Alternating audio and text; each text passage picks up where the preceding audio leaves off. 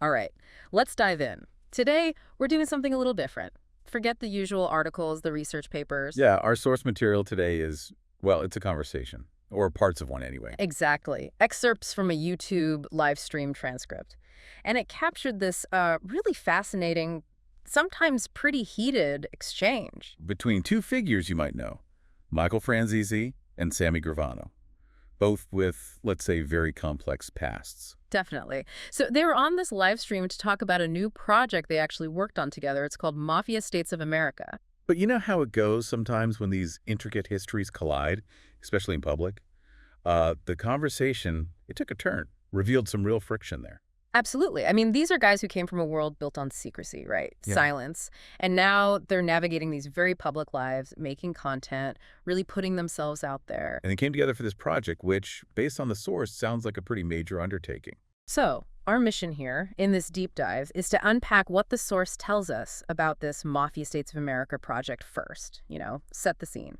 But maybe even more interesting, we want to dig into the dynamics of that very public disagreement that just unfolded right there on the live stream. Yeah, what does that tell us about their relationship, their different views on the past, and maybe the challenges of building this public persona after a life, so deep in the shadows? It really makes you think, doesn't it? Yeah. What actually happens when people from these, hyper-private, dangerous worlds step into the spotlight, into media? How do they carry that history? Let's see what this transcript shows us. Okay, so first things first.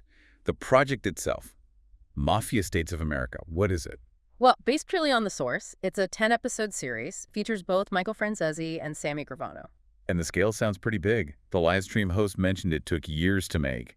Dozens of people involved over time. Yeah, and something like 50 people actually on set for filming, plus a budget mentioned near $500,000.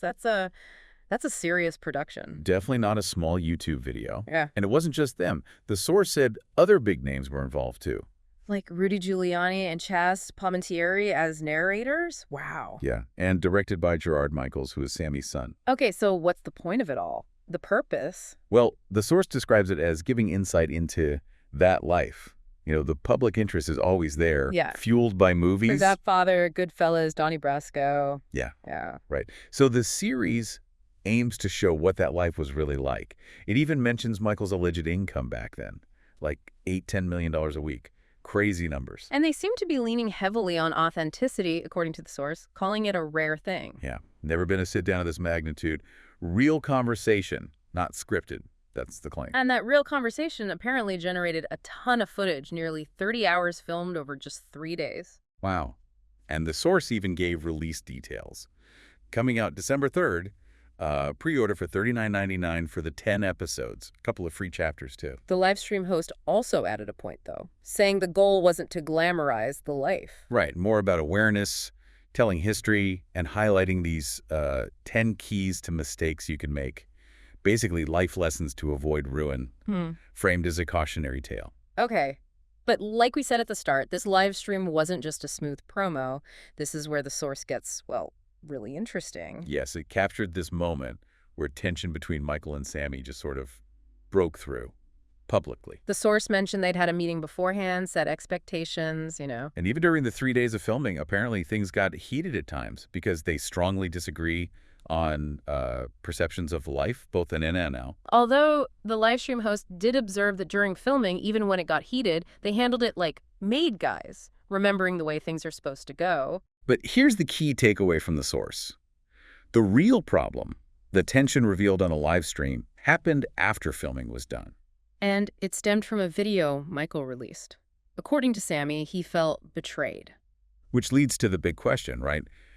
What was in that video? Why such a strong reaction after they just finished this big project together? Let's unpack Sammy's side first. Based on the source, what was his issue? Okay, so Sammy felt Michael used innuendo in the video about people who cooperated with the government. Innuendo how? Implying they shouldn't get out of prison, that they tend to recommit crimes, that kind of thing. And the critical part for Sammy was That Michael included his name, even for just like a second or two or 10 seconds, as Sammy put it. He felt Michael was lumping him in, suggesting he shouldn't have gotten out, or maybe wasn't being straight about his own past. oof. Okay, and this connects to other stuff too, right? Yeah, it gets layered. Sammy thought Michael was, quote, belittling cooperators, partly because Michael mentioned an upcoming show with John Gotti Jr. Gotti Jr. Okay, yeah, there's history there. A lot of history.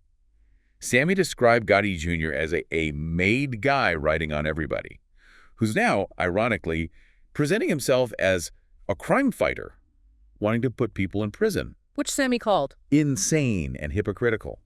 And Sammy strongly believed Gotti Jr.'s show would target him specifically.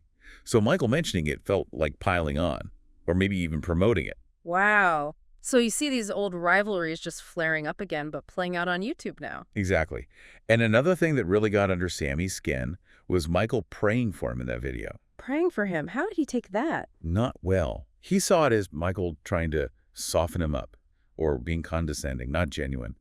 Especially hurtful, he felt, because they were supposed to be getting along after filming the project. So even a prayer gets interpreted through this lens of, like, mistrust and perceived motive. Right. And then Sammy went into Michael's own past, specifically the Norby Walters case. The cooperation question again. This seems central. Absolutely core. Sammy disputed Michael's version, that Walters didn't do time because of his testimony. Sammy claimed Walters was convicted based on Michael's testimony, got fined, got a sentence. But it was overturned. Yeah, Sammy said because a judge made a mistake, not because Michael's testimony didn't matter. And then Sammy questioned Michael's own deal. How so? Asking how Michael got, allegedly, his sentence cut way down from 10 years to months and avoided a huge $15 million fine without, significant cooperation or help from the government. He's basically calling Michael out, suggesting hypocrisy on the cooperation issue. Pretty much. Sammy felt Michael wasn't being straight about his own level of cooperation or his claims about not being involved in murders, using innuendo himself maybe to shape his image. And he even took a shot at Michael's standing back in the day. Yeah, saying Michael was nothing on the streets before Gotti. I mean, these are deep personal digs at each other's whole story, their public identity. Okay, so that's Sammy's perspective from the source. What about Michael? How did he respond on the live stream? Well, Michael denied betraying Sammy. He seemed genuinely surprised by how upset Sammy was. Did he address the video clip directly? Yes. He said he immediately took down the 10-second part mentioning Sammy as soon as he found out it caused offense. But did he back down on the general point about cooperators? Not entirely. He stood by his belief, based on people he knew, that some guys had lied and manipulated the system. But he was clear he wasn't accusing Sammy specifically of that. Okay. And the Gotti Jr. show mentioned. Michael said he only mentioned it as a public fact, something that was happening. He denied saying Gotti Jr. was doing a great job or that he even had a relationship with him. He kind of implied Sammy was maybe projecting his issues with Gotti onto Michael. What about the prayer? That seemed like a real sticking point for Sammy. Michael insisted it was completely sincere. Said his wife initiated it. It wasn't a tactic linked to the video. He even brought up a recent very sad family tragedy, a young boy dying in their house, suggesting his mind might have been elsewhere, adding this layer of, human complexity. Right. And the Norby Walters case, that was a specific accusation from Sammy. Michael stuck to his guns, said he was subpoenaed, testified truthfully, and repeated. Nobody went to jail because of what he said. He even claimed he had saved Walter's life before and given him money. He maintained the conviction involved testimony from lots of people, like 25 others, and the reversal was a legal error by the judge. Exactly. And then Michael threw the challenge right back at Sammy. What challenge? He challenged Sammy to name anyone Michael put in prison with his testimony, basically daring him to prove his cooperation led to jail time for others, doubling down. That's a direct confrontation on that core issue. And Michael disputed Sammy's claims about his own prison time, too. Yeah, he said he did 8 years on a 10-year sentence and, crucially, 29 months in solitary confinement because he refused to cooperate against certain people. That counters Sammy's narrative hard. Suggesting he resisted cooperation, unlike what Sammy implied. Right. And he pushed back on other things, too. Denied needing his father's name, or Gotti. Dismissed Sammy's claims about his businesses, the gas stuff, Michael Jackson calling them phony.